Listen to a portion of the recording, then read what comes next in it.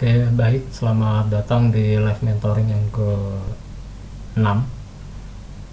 Malam ini saya akan membawakan materi yaitu tentang MySQL. Pada materi MySQL kali ini saya bagi menjadi 2 pertemuan. Jadi mungkin setelah ini nanti di live mentoring berikutnya kita masih akan membahas soal MySQL. Dan mohon maaf juga di beberapa minggu kemarin kita udah jarang live mentoring, selain karena ada urusan juga ada sakit juga. Oke. Ya, ya alhamdulillah ya mendingan.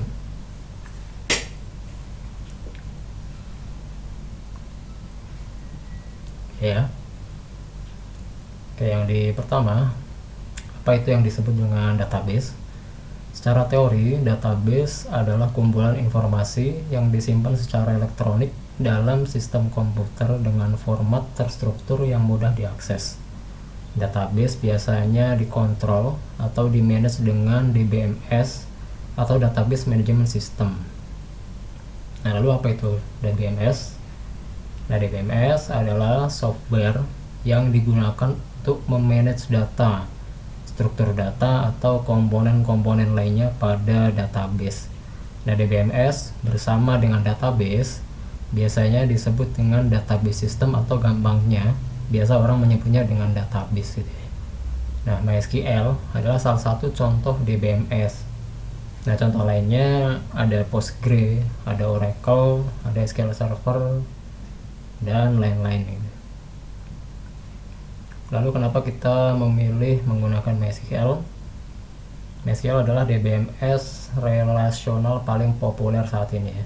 Nah, bahkan jika kita cek di DB Ranking, sebuah website yang mengurutkan kepopuleran data DBMS, MySQL untuk DBMS yang free menempati urutan paling atas.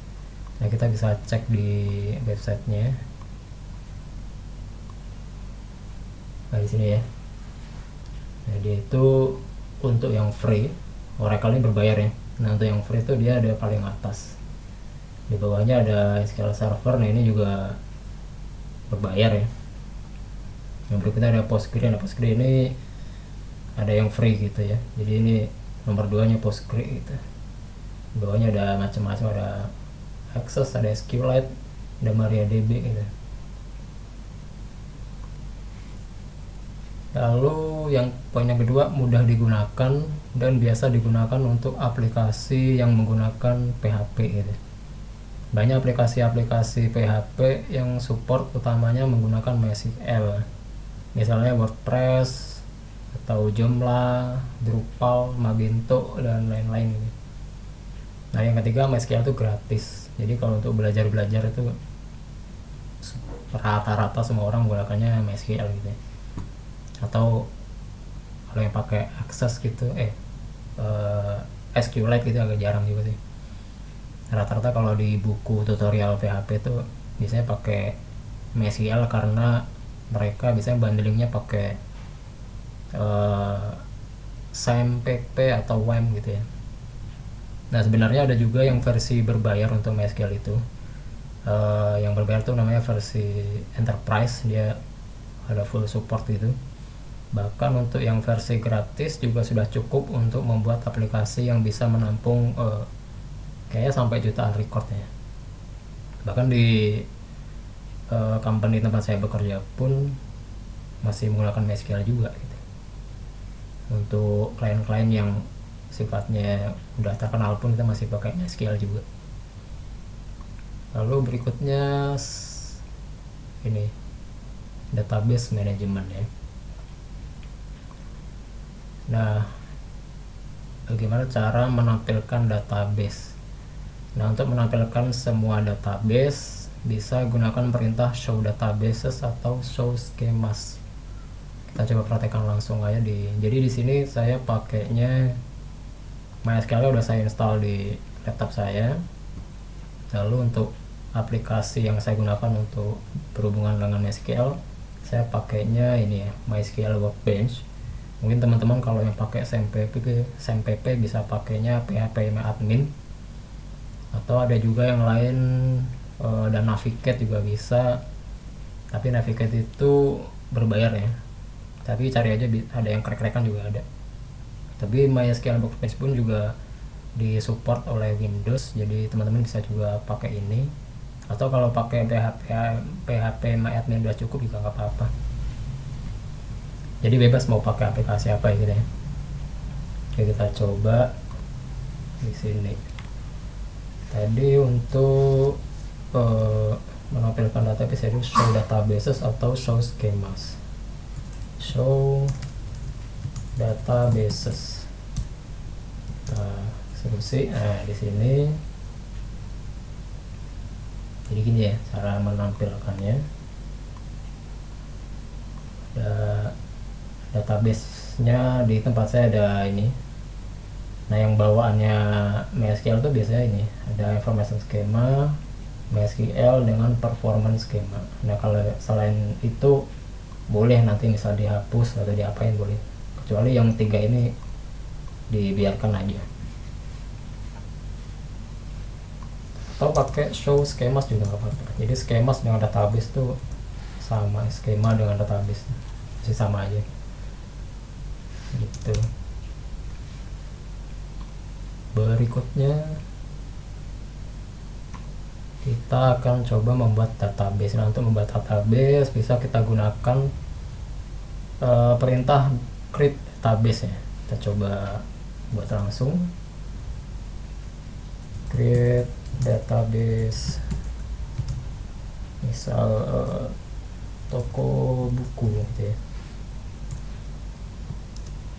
Nah, udah saya eksekusi. Ini perintahnya di sini ada sukses, centang hijau ya. Kalau kita coba show database lagi, nah di sini udah tercreate database dengan nama toko buku. Oke, berikutnya bagaimana menggunakan database. Nah, jadi saat kita selesai membuat database, itu sistem belum tahu tuh.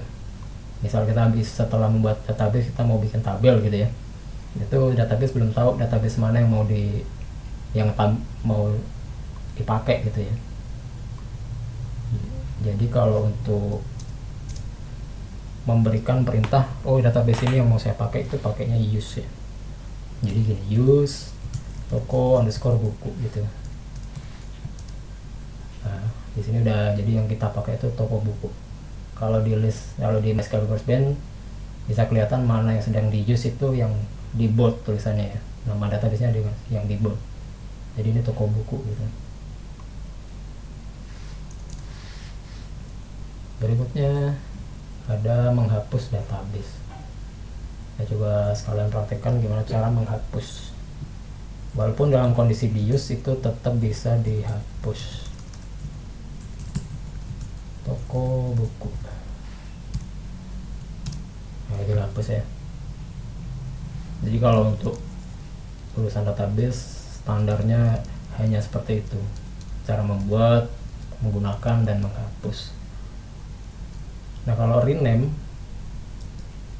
tuh setahu saya masih belum ada ya, saya belum nemu sih caranya ya. Jadi biasanya saya kalau baru bikin terus namanya jangan toko buku, misal bookshop gitu ya, pakai bahasa Inggris gitu. Itu saya drop terus saya bikin ulang gitu. Atau kalau misal udah ada tabelnya, udah ada datanya gitu ya, biasanya saya dump dulu. Nah, di file dump-nya itu saya edit nama database-nya, diganti jadi apa gitu, terus nanti di import lagi ke PHP admin atau apa gitu pakainya gitu. Berikutnya kita sebelum mau membuat tabel, kita akan mengenal terlebih dahulu yang namanya tipe data ya. Nah, tipe data itu,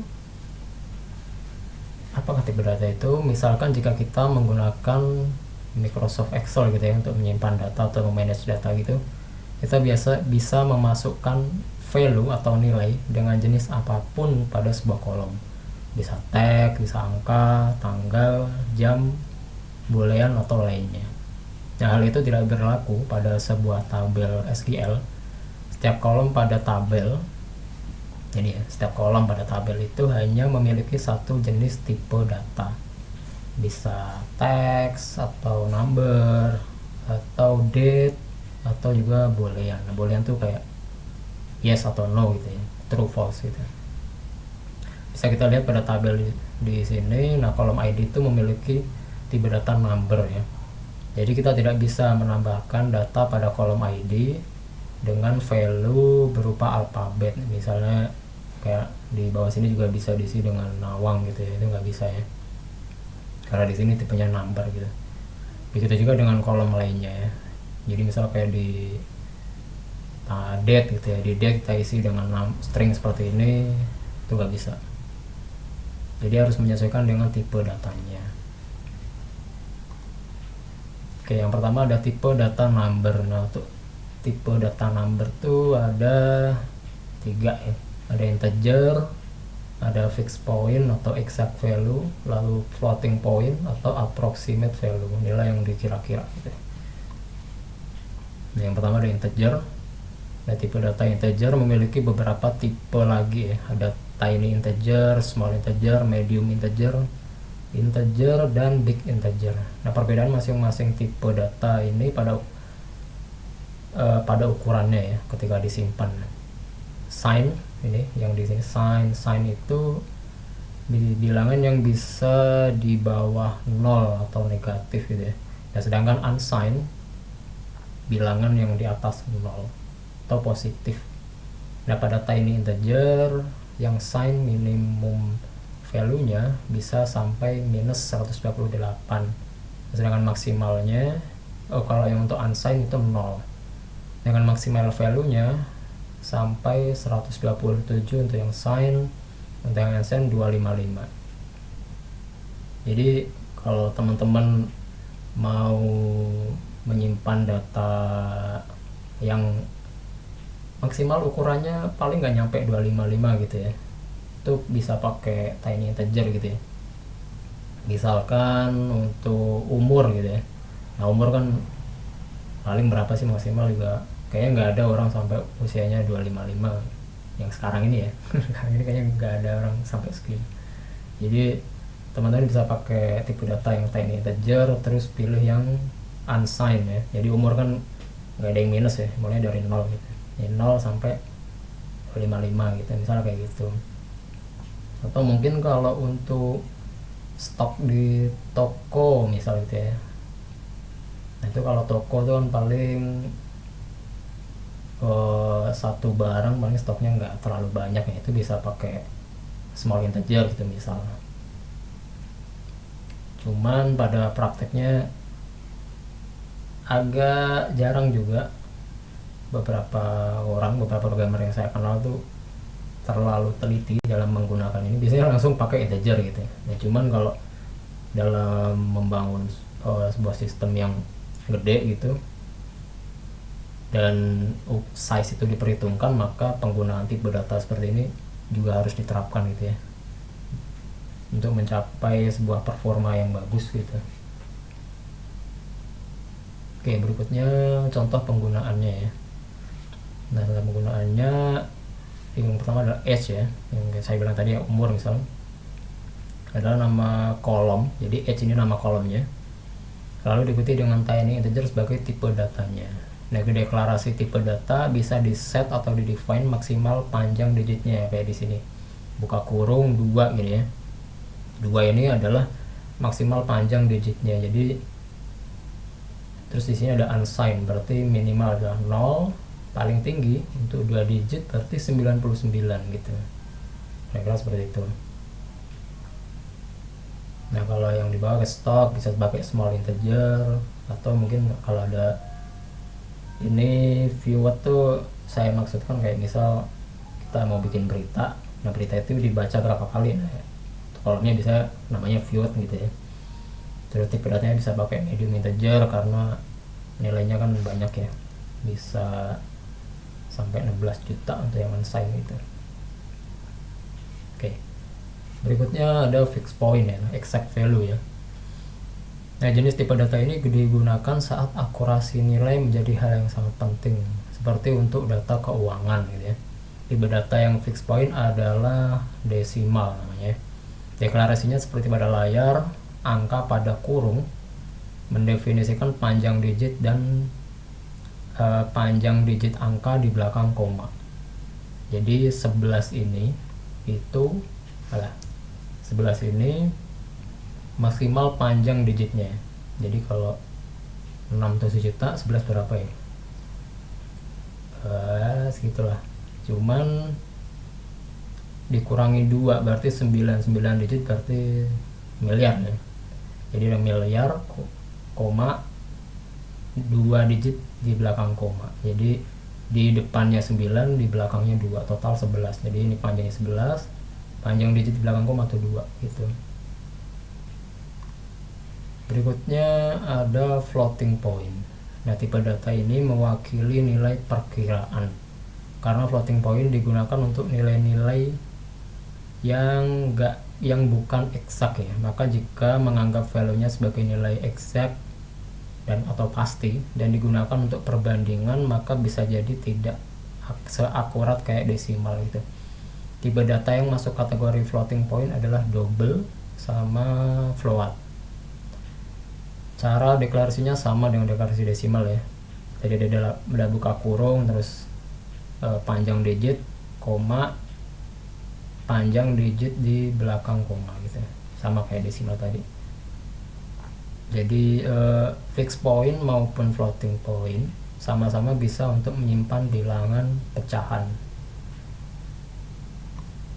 Lalu kapan harus menggunakan desimal, double, atau float? Nah, mungkin teman-teman bingung membedakan antara desimal, float, dan double, dan kapan harus menggunakan salah satu di antaranya. Nah, kalau sama-sama bisa menampung bilangan pecahan, mana yang harus digunakan? Kalau merujuk pada website resminya MySQL, perbedaannya ada pada akurasi nilainya. Jika diurutkan dari yang paling akurat, tentu saja adalah desimal ya. Berikutnya ada double, lalu ada float. Namun secara penggunaan, untuk desimal cocok digunakan pada aplikasi keuangan. Jadi kalau untuk menampung nilai uang, itu pakainya desimal. Gunakan desimal karena akan memberikan level akurasi yang tinggi, sehingga menghindarkan kita dari error saat pembulatan angka. Untuk double, tipe data ini paling umum digunakan untuk menampung bilangan pecahan, kecuali untuk menampung bilangan uang.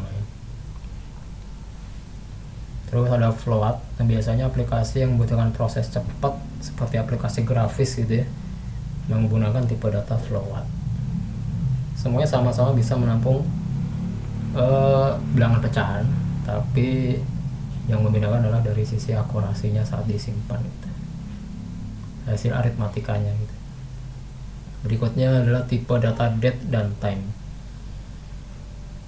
Tipe data untuk menyimpan tanggal dan waktu. Ada beberapa tipe data pada jenis ini. Jadi bisa kita lihat di tabel, ada date, ada date time, ada timestamp, time, dan year ya. Nah, ini ada berikutnya ada formatnya sebelah kanannya. Jadi kalau date tuh formatnya adalah tahun, bulan, lalu tanggal ya. Contohnya seperti ini. Lalu ada date time, kalau HH itu berarti ya jam, lalu menit, diikuti dengan secondnya. Kalau year itu ini hanya tahun saja. Nah, kapan menggunakan date time atau timestamp? Kan tadi kalau kita lihat itu formatnya sama ya. Nah, apa yang membedakannya? Jadi kalau menggunakan timestamp, jika value yang akan disimpan itu kemungkinan akan ditampilkan berbeda format, misalnya tergantung time zone-nya gitu ya. Jadi kalau di sistem komputer kita tuh ada yang namanya time zone untuk ngeset jam ya. Jadi kalau kita karena di Indonesia itu time zone-nya adalah +7. Cuman kalau misal aplikasi ini dibuka juga di belahan bumi yang lain gitu, misal dengan time zone yang berbeda, terus kita mau tanggalnya itu menyesuaikan dari time zone si komputer penggunanya, maka kita bisa menggunakan timestamp. Misalnya kita punya kolom created at ya, jadi kalau teman-teman yang udah udah sampai di materi Laravel tuh biasanya kalau kita bikin tabel itu otomatis ada kolom namanya created at atau updated at ya, itu tipe data yang digunakan tuh timestamp ya. Jadi fungsi kolom itu untuk menampung tanggal dan waktu kapan data tersebut dibuat, nah, gitu ya. Jadi kalau kita pakai timestamp, nanti value yang ditampilkan untuk pada kolom created at atau updated at yang menggunakan tipe data timestamp nanti bisa berbeda ya. Lalu berikutnya ada datetime. Kapan kita pakai datetime itu kalau misal kita menyimpan value yang tidak akan berubah, misalnya kayak kita menyimpan tanggal lahir, nah itu kan tanggal lahir nggak akan berubah kalau kita buka di komputer di belahan bumi yang lain kan, kira-kira begitu. Berikutnya adalah tipe data string atau tipe data untuk menyimpan teks ya. Ada beberapa tipe data pada jenis ini, ada char, ada varchar, dan teks. Sebenarnya masih ada tipe data lainnya, bisa dicek di official website MySQL ya. Tapi yang paling umum digunakan tuh tiga ini, ada char, ada varchar, ada teks. Kalau salah yang lain tuh ada namanya enum ya. Ada enum, ada apa lagi ada? Saya lupa ada apa sih. Nah, cara deklarasinya seperti ini ya. Misal nama kolomnya, sebelah kiri nama kolom, lalu diikuti dengan tipe data, lalu kalau mau di set lengthnya buka kurung terus lengthnya berapa gitu ya. Lalu perbedaan char dan varchar bisa kita lihat di tabel. Untuk char misalnya di set maksimal panjang karakternya adalah 4 karakter gitu ya, ini 4 ya. Lalu kita simpan value dengan panjang kurang dari 4, maka size data tetap 4 byte. Berbeda dengan varchar, size-nya akan menyesuaikan panjang karakter gitu ya. Jadi kalau char di set 4, lalu kita punya kolom yang lain varchar dengan setnya lengthnya juga 4, terus disimpan sama-sama kosong gitu ya. Nah kalau yang untuk char tuh dia akan alokasi memorinya tetap 4 bytes, berbeda dengan varchar ya, kalau kosong ya dia hanya di set 1 byte gitu ya. Perbedaan lainnya, kalau kalian save data char dengan map value dengan nilai melebihi panjang maksimal ya, maka akan error. Jadi kalau di setnya 4 terus panjangnya di sini tuh lewat 4, itu seingat saya error. Nanti kita coba ya. Berbeda dengan varchar, dia kalau di set value-nya lebih panjang dari maksimal di kolomnya, dia akan yang disimpan hanya 4 gitu ya. Kalau misalnya di sini 4, maka yang disimpan hanya 4 karakter gitu. Tuh. Berikutnya kita masuk di tabel. Beberapa hal yang perlu diketahui tentang tabel. Satu tabel biasanya menyimpan satu jenis data. Misal tabel user menyimpan data pengguna, tabel produk menyimpan data produk, atau tabel transaksi ya di situ ya hanya menyimpan data tentang transaksi, nggak ada menyimpan data pengguna di situ gitu ya. Setiap kolom pada tabel wajib ditentukan tipe datanya. Dan terakhir, tabel yang sudah dibuat pasti bisa dimanipulasi seperti menambah, mengubah, atau menghapus kolom ya, masih bisa dimodifikasi struktur dari si tabelnya. Berikutnya kita akan mencoba membuat tabel. Nah, perintah yang digunakan untuk membuat tabel adalah create tabel ya. Kita coba praktekkan langsung aja. Karena database tadi udah kita hapus, kita coba create ulang pakai komen ini ya. Kita nama database nya sama aja gitu ya, toko buku, lalu kita use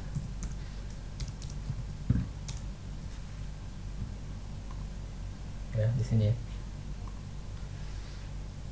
Nah, untuk menampilkan semua tabel kita bisa gunakan perintah show tables. Nah, ini masih kosong ya, tabel di database toko buku masih kosong. Nah, kita akan coba membuat membuat tabel, create tabel misal buku. ada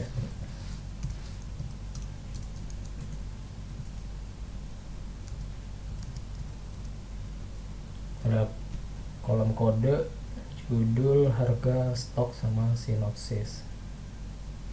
Ya, kita kode chart tipe datanya dengan panjang 6. Lalu berikutnya ada judul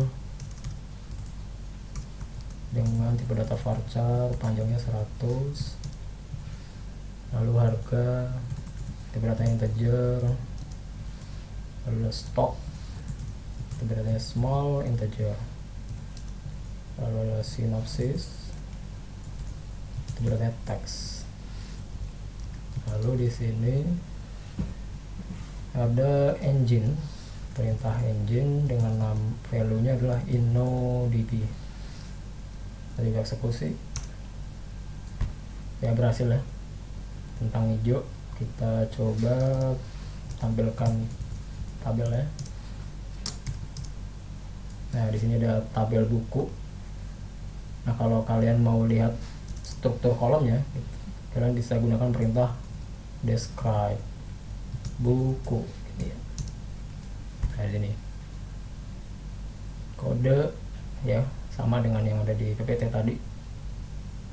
Atau kalau mau lihat komen yang digunakan, kita bisa gunakan perintah create tabel buku. Nah, gini. Jadi komennya kayak gini nih.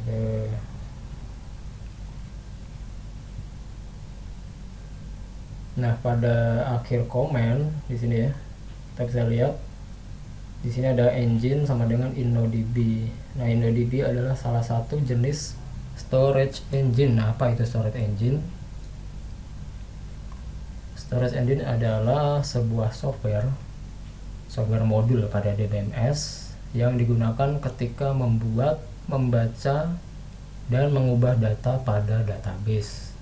Ada banyak storage engine yang disupport oleh MySQL, dan setiap storage engine memiliki kelebihan dan kekurangan ya. Yang paling umum digunakan adalah InnoDB ya. Nah, storage engine ini juga direkomendasikan oleh Oracle dan juga secara default digunakan jika saat create table tidak di set storage engine-nya. Jadi misal saya tadi bikinnya nggak pakai engine sama dengan InnoDB, nah dia udah otomatis pakainya InnoDB ya.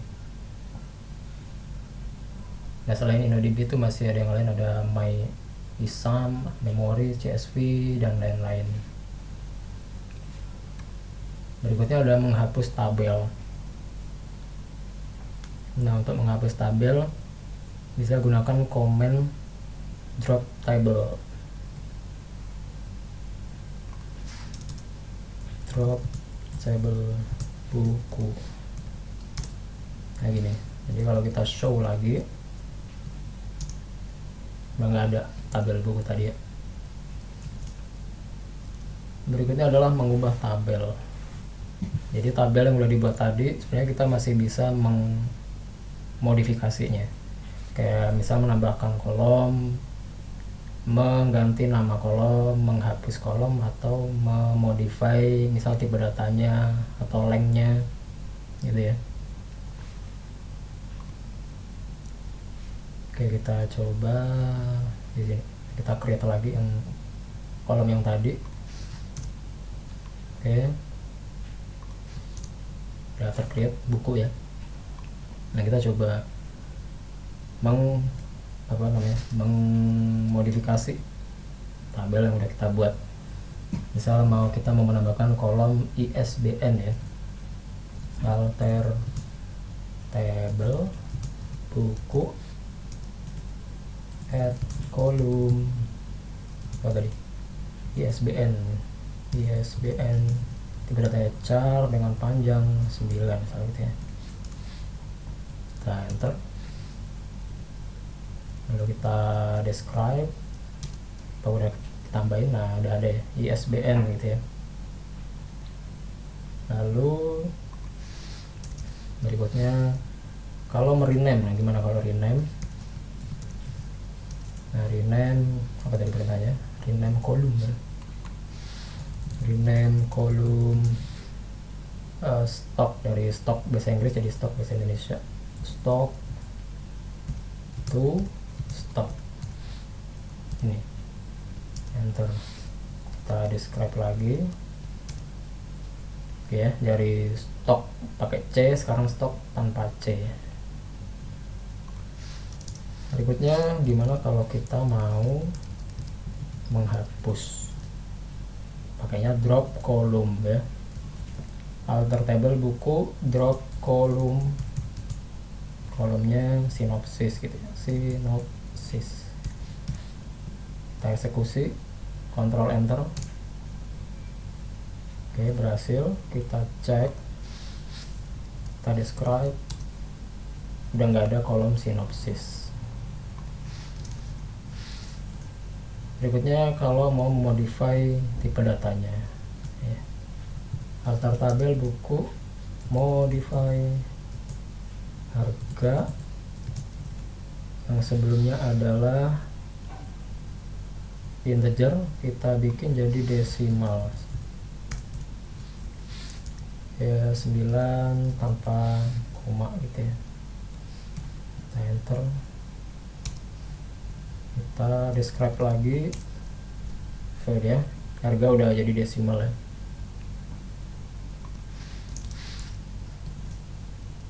Oke, berikutnya bagaimana cara mengganti nama tabel gitu ya, dari buku ke book gitu ya. Alter table buku, rename to ya, rename to book. Nah sekarang describe book. Oke, show tables.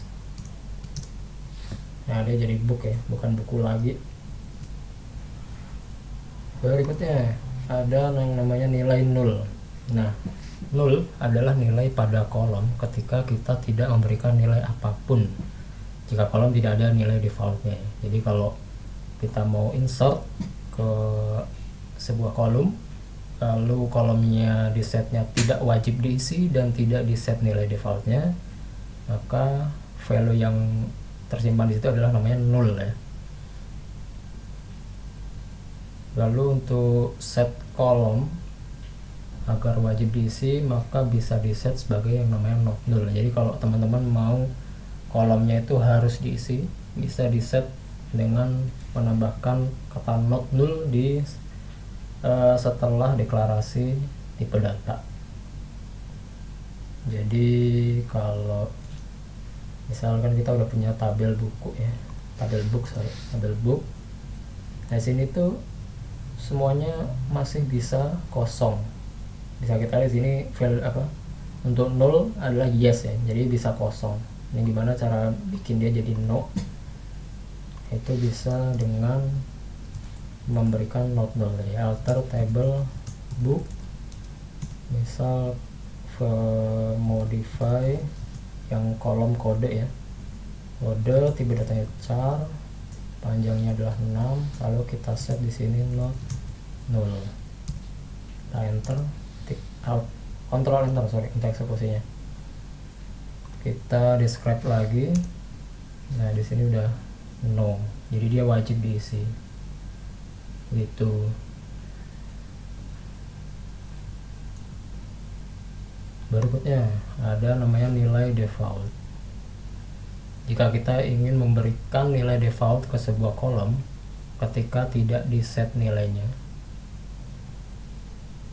pas insert data ya, nah maka bisa menggunakan atribut yang namanya default ya.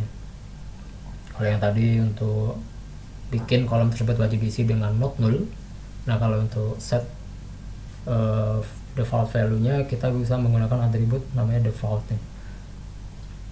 Nah cara penggunaannya sama seperti not null, deklarasi default value bisa setelah tipe data. Khusus untuk tipe data timestamp bisa menggunakan default current timestamp untuk mendapatkan tanggal dan waktu saat data tersebut disimpan. Jadi kalau kayak di sini misal tanggal dibuat ya nama kolomnya, lalu tipe data adalah timestamp. Nah, di sini ada default current timestamp, maka pada saat record tersebut disimpan, maka data yang disimpan pada kolom tanggal dibuat adalah waktu pada saat disimpan gitu ya. Lalu di berikutnya ada on update current timestamp. Dan misalnya kita mau record tersebut di update, maka kolom di kolom tanggal dibuat itu juga akan otomatis ke update value-nya begitu. Berikutnya ada yang namanya primary key. Kita coba ini deh. Kita coba demoin dulu ya.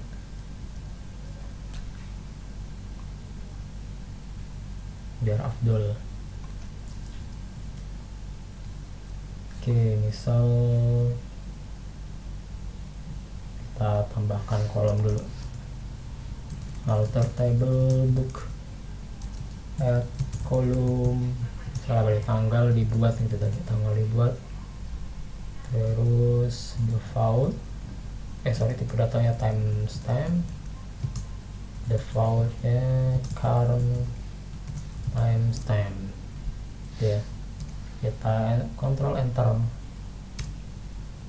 Nah, kalau kita describe lagi, di sini udah ada kolom namanya tanggal dibuat, berarti timestamp, lalu defaultnya udah current timestamp gitu ya.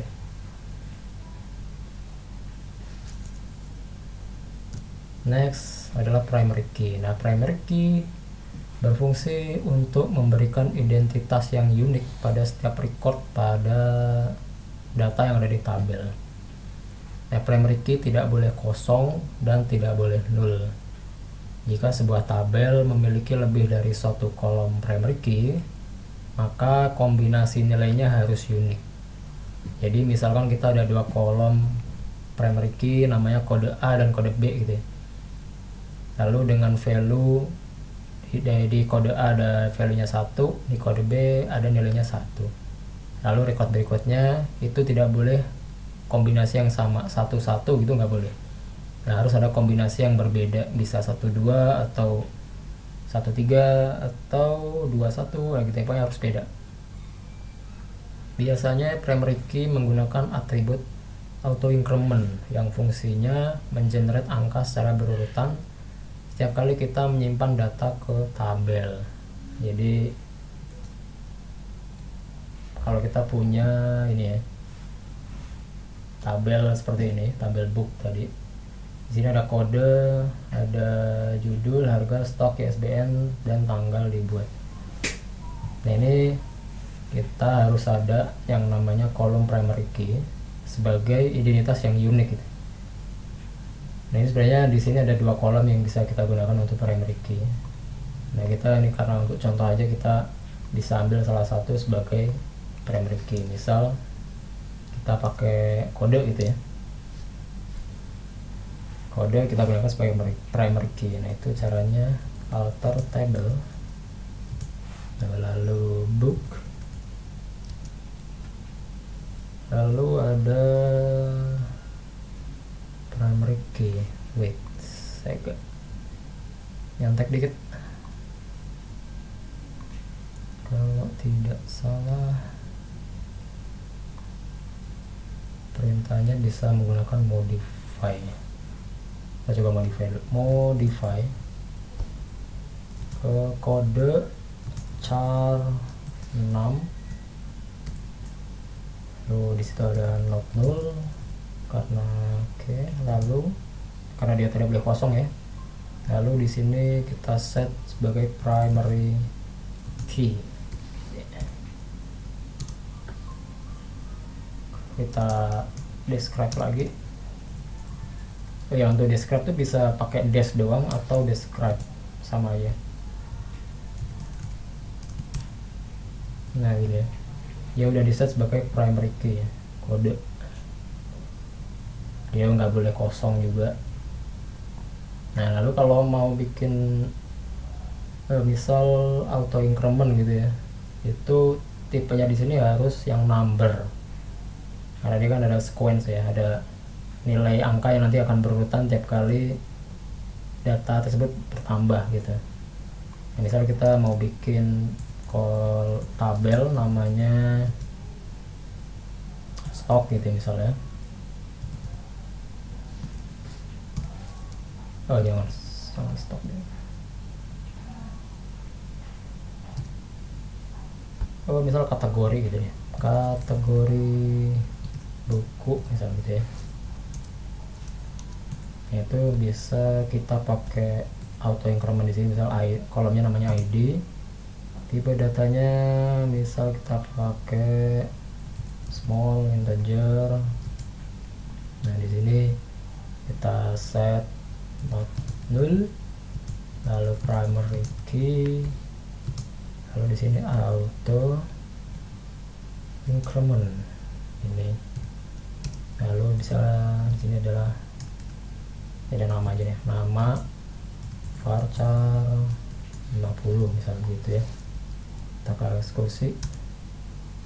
Oke, lalu kita dash kategori buku. Nah, ini ya. Nama kolomnya ID, tipe datanya ini small integer, not null, lalu dia juga primary.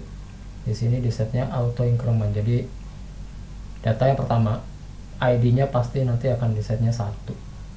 Berikutnya kalau kita bikin kategori baru, otomatis ID-nya adalah 2. Jadi dia nanti akan terus bertambah berurutan 1, 2, 3 dan seterusnya. Misal 2 kita hapus, lalu kita menambahkan lagi, ID-nya bukan 2 lagi, jadi 3 gitu ya. Dia akan soalnya apa namanya ya. Jadi dia di MySQL itu ada penyimpanan untuk sequence primary key gitu. Jadi kalau dia akan menyimpan bilangan terakhir ya. Jadi kalau 2 udah kepake ya dia nggak akan 2 lagi walaupun record keduanya udah dihapus.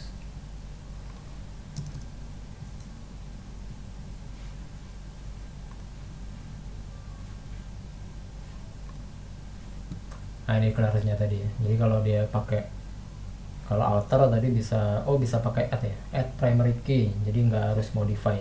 Bisa juga pakai add primary key code. Atau kalau pada saat create kita bisa di sebelah kanannya kolom kayak yang tadi saya praktekkan, atau bisa juga ditaruh di bawah. Bebas mau pakai yang ini atau yang saya coba demokan tadi. Berikutnya ada insert data, ada single, ada bulk. Nah kalau yang single, insertnya biasa seperti ini. Mungkin teman-teman udah pada bisa juga kalau yang udah nyampe di materi MySQL. Cara insertnya coba kita demokan di sini. Kita dash buku. Oke, kolomnya ada itu ya, ada kode, judul dan lain-lain. Insert into nama tabelnya book, lalu kita buka kurung untuk di sini kita define nama kolom yang mau kita isi. Ada kode, ada judul, ada harga, ada stok, ada ISBN. Udah gini aja karena untuk tanggal libur dia udah di set default. Berikutnya ada values, buka kurung lagi, tutup. Dalamnya kita set value nya untuk masing-masing kolom. Jadi yang pertama adalah kode, misalnya kita set 0001 gitu. Judulnya misal, karena dia teks kayak kode, judul kan teks ya, kita harus pakai ketik 1. Judulnya misal pemrograman PHP. Berikutnya ada harga. Nah untuk angka kita bisa langsung tulis saja tanpa petik. Misalnya harganya 80.000 gitu. Terus stok, dia angka juga, number, maka kita tanpa petik juga. Misal stoknya ada 10. ISBN karena dia char, kita harus pakai petik. 1 2 3 4 6 7 8 900. Kita enter, gagal karena data terlalu panjang untuk kolom ISBN. Nah, seperti yang saya bilang tadi ya, untuk char, tipe data char itu kalau kan tadi di setnya adalah 9 ya untuk kolom ISBN itu. Sedangkan ini saya kasih nilai panjangnya ada 11 ya, 11 karakter. Maka dia nggak akan disimpan karena dia terlalu panjang. Coba kalau kita set 9 karakter baru bisa tersimpan. Kita refresh, coba kita tampilkan. Nah ini ya, kode 001, judulnya ini, tanggal dibuat otomatis di set ya. Cuman di sini jamnya masih keliru karena di sistem saya ini saya pakai Docker ya. Mungkin teman-teman nanti kalau belajar pernah dengar namanya Docker, itu saya pakai Docker ya. Nah di Dockernya tanggalnya masih keliru, jadi begitu. Oke, berikutnya kalau multiple, jadi kita mau menambahkan data langsung lebih dari satu ya. Jadi cukup kita tambahin aja untuk value nya begini ya. Jadi misal tadi kita udah insert ini, itu kita langsung coba tambahkan lagi ya, dengan pembatasnya adalah koma. Misal yang berikutnya adalah 2. Lalu pemrograman Java, harganya misal 180.000, stoknya ada 1, ISBN nya misal sini 90. Berikutnya tambahkan lagi kodenya 3, pemrograman HTML CSS, harganya 40.000, sini 91 misalnya ya. Titik koma jangan lupa. Lalu kita Ctrl Enter. Gagal. Kenapa gagal? Karena ada duplikat entry untuk 001, karena ini untuk kolom kode. Nah, kolom kode adalah primary key ya. Seperti yang disebutkan di slide sebelumnya tadi, kalau primary key itu angkanya harus unik. Kita tidak bisa menginputkan value yang sama lebih dari 1 kali gitu ya. Maka ini harus diganti atau kita hapus saja. Ini ya, Ctrl Enter, baru bisa bertambah. Kalau kita tampilkan lagi, udah ada 3 data ya, begitu. Waktu kita tinggal 10 menit lagi. Kayak gitu ya. Berikutnya ada update data. Nih, gimana cara untuk update?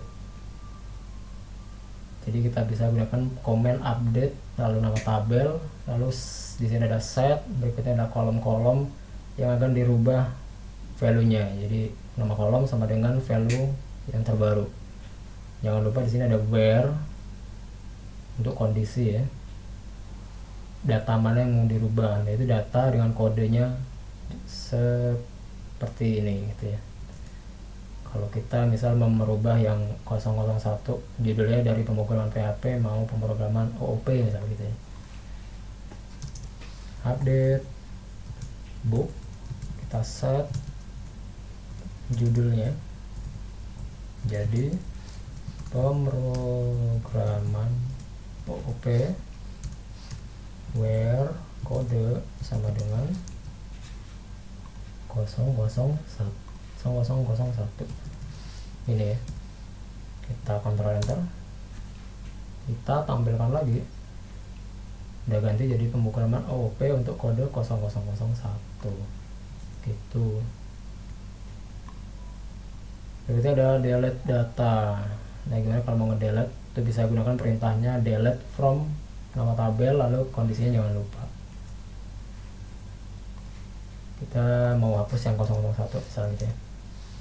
Delete from book where kode dengan 0001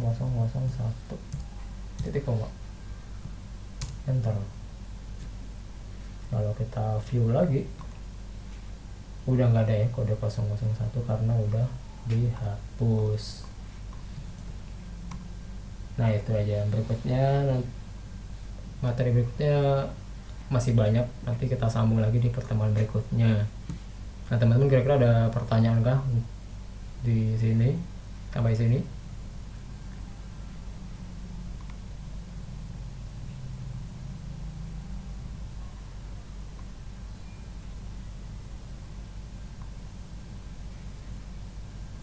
Mas Asmeldi kalau salah udah lewat nih materi MySQL ya.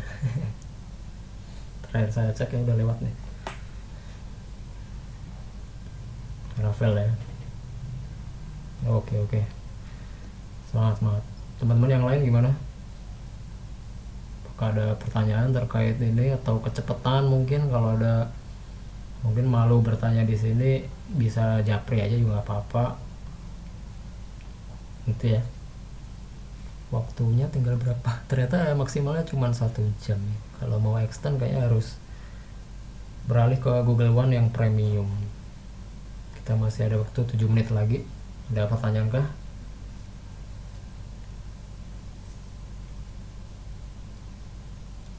Belum ada ya? Oke, kalau gitu kita akhiri aja sampai di sini. Teman-teman, terima kasih buat yang udah bergabung ya.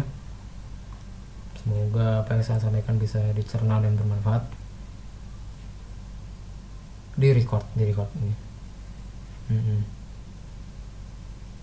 Ya. Oke. Kalau gitu terima kasih. Selamat malam semuanya. Assalamualaikum.